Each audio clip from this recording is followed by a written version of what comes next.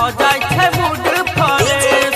अहाँ सब सुनि रहल छी आरजे म्यूजिक नवलावरपट्टी की प्रस्तुति। कोचिंग पढ़ैले आबै छै रोजो पहिर के गजब ड्रेस गे, पहिर के गजब ड्रेस गे।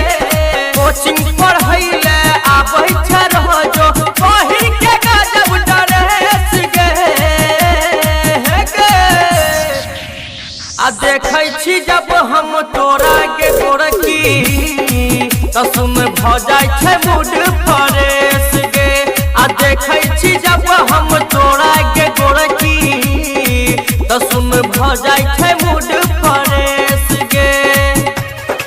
अभी आप सुन रहे हैं राइटर सनी सागर को। अभी आप सुन रहे हैं राइटर सनी सागर को।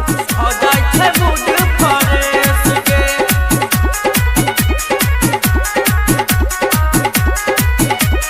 भ जाय छै मूड फ्रेश। सहिया सब भेले छौरी तू जवान गे, छोरा सब के रहै छै तोरे पर ध्यान गे, तोरे पर ध्यान गे गे।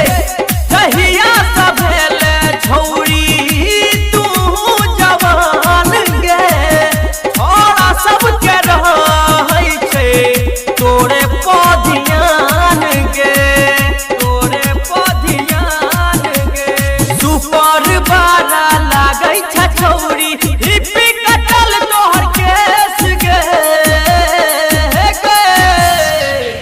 आ देखै छी जब हम तोरा के गोरकी कसम भ जाय छै मूड फ्रेश गे।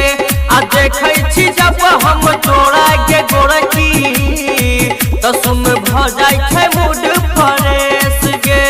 एखन अहाँ सब सुनि रहल छी आरजे म्यूजिक नवलावरपट्टी की प्रस्तुति। अभी आप सुन रहे हैं राइटर सनी सागर को। भ जाय छै मूड फ्रेश गे।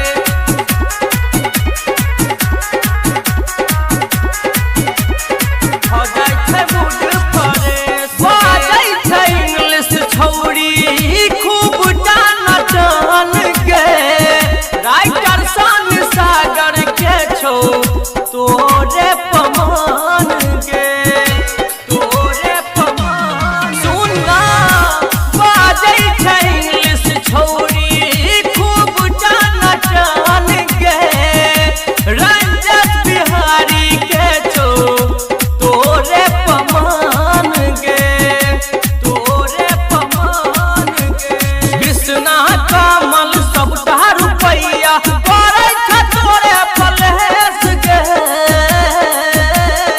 गे।